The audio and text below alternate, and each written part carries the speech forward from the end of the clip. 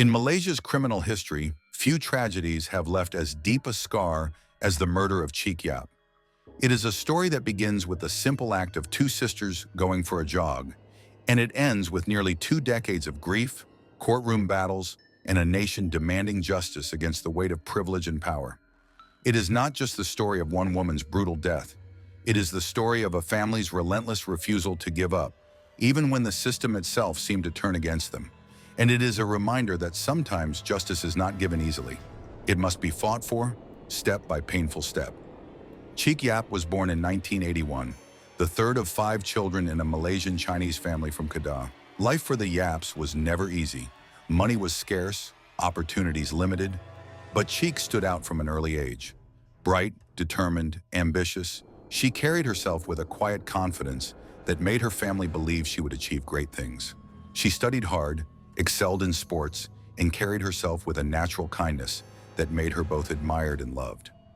In 2000, she became the first in her family to gain entry to university, enrolling at University Utara, Malaysia. For her parents, this was more than an accomplishment. It was hope. For her siblings, she was the example, the one who proved that struggle could lead to success. She loved basketball, she loved music, she laughed easily. She had dreams of building a career, helping her family, carving out a life bigger than the financial struggles they had known. But on January 14, 2006, those dreams came to a violent, unimaginable end. That Saturday evening began in the most ordinary way. Chiik and her younger sister, Yap Chuen, decided to jog at a park near their home in Sungai Petani. It was something they often did. The sun was lowering, the air still heavy with humidity, the sounds of children echoing from nearby houses. Concerned for her younger sister's safety, Chiik said she would run alongside her. She had a black belt in Taekwondo. She was strong, confident, protective. She reassured her sister as they stretched and began their run. Then, like sisters often do, they split their pace. Chuen a little slower, Chiik sprinting ahead, her figure disappearing along the track. It was the last time Chuen saw her alive. Minutes passed, then half an hour.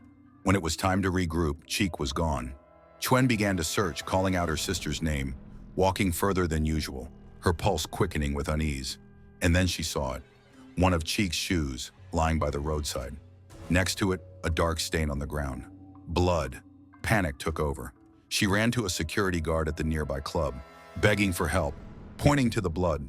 But the guard dismissed her fears, suggesting it could be from an old accident. She had no phone. With no choice, she sprinted home, her lungs burning, to tell her mother what she had seen. Within minutes, police were called, and within hours, 40 officers were combing through the park and its surroundings, flashlights cutting through the dark, voices calling into the night. From early evening until past midnight, they searched every path, every corner, but there was no sign of Chiik. At 2:30 a.m., the silence broke. A passerby walking near the bushes of a golf course in Seberang Perai stumbled upon something that made his blood run cold. A body lying semi-naked, discarded like garbage. Police rushed to the scene, their flashlights landing on the figure of a young woman. Her clothes were torn, her t-shirt pushed up, her lower body bare. Her skin bore bruises and cuts, more than 50 separate injuries. Her head had been struck with brutal force, her body violated, and across her neck, a 6-inch knife slashed so deep it cut into the bone. It was her. It was Chiik. When her mother was brought in to identify the body, she couldn't at first recognize her daughter. Chiik had left home wearing a light blue shirt, but the body before her seemed clothed in red.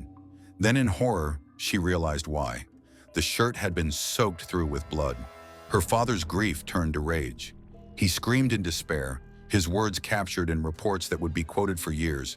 "The killer already assaulted my daughter. Why did he have to murder her too?" It was the question that haunted not just the family, but an entire nation. News of the murder spread instantly. By morning, newspapers carried the story on their front pages. Radio stations repeated it. Neighbors, strangers, officials, everyone was horrified.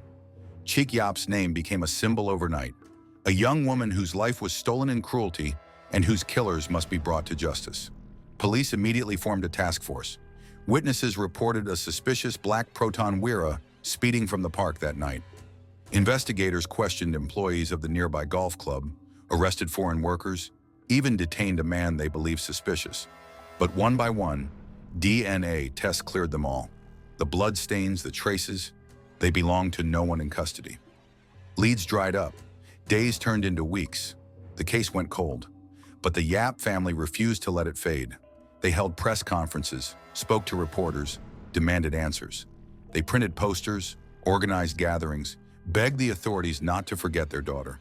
Their persistence became a quiet rebellion against a system that often moved slowly, especially when the suspect had influence. And finally, in 2009, 3 years after the murder, the investigation was reopened.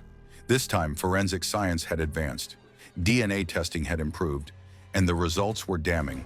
A single profile emerged from the evidence, pointing to one man, 28-year-old Sharil Jaffar. Outwardly, he seemed ordinary, a car salesman, married, with a young child. But his background told a different story. His father was wealthy, politically connected, a man of status honored with the title Datuk. The DNA matched, the black Proton Wira traced to his family. His house stood close to the crime scene. Everything fit. But before he could be tried, Sharil fled. He boarded a plane and escaped to Australia, leaving behind his wife, his child, his home. For 2 years, he lived freely abroad, shielded by privilege, untouchable. The Yap family watched in agony as the man they believed had destroyed their daughter's life walked streets freely in another country. In 2012, he returned briefly to Malaysia. Authorities arrested him on the spot. Finally, the family thought justice would come. But what followed was a trial that nearly destroyed their faith in the system. In 2013, Sharil stood before the court. Prosecutors presented the evidence. DNA matches, eyewitness reports of his car, his flight abroad. They laid out a story of guilt that seemed undeniable. But the judge saw it differently. He dismissed the DNA, saying it was not absolute. He dismissed the circumstantial evidence as weak. And in a decision that stunned the nation, he declared Sharil not guilty. The courtroom erupted in disbelief. Outside, reporters captured the image of Sharil smiling, mocking, walking free.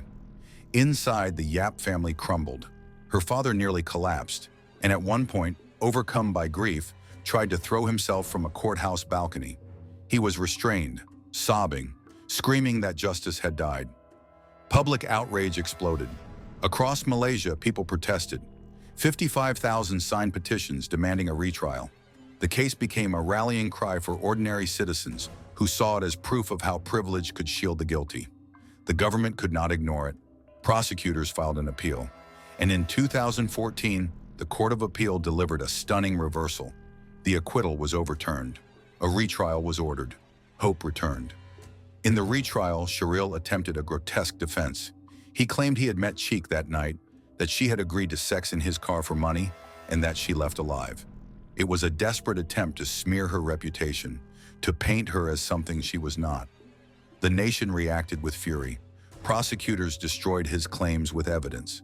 The brutal injuries on her body, the knife wound, the DNA, the testimony of his flight. He was not a client of a prostitute.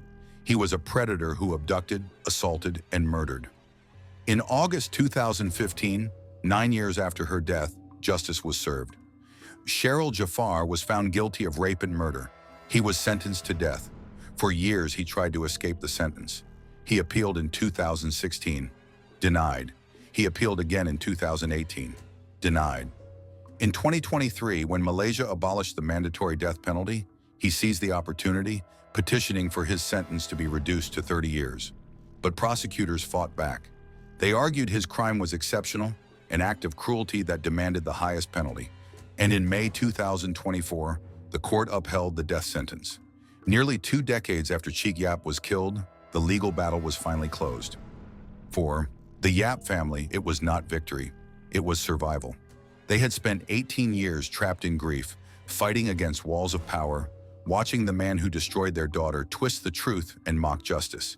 And yet they had never given up. They had forced the system to confront itself. They had made Malaysia look at privilege and demand accountability.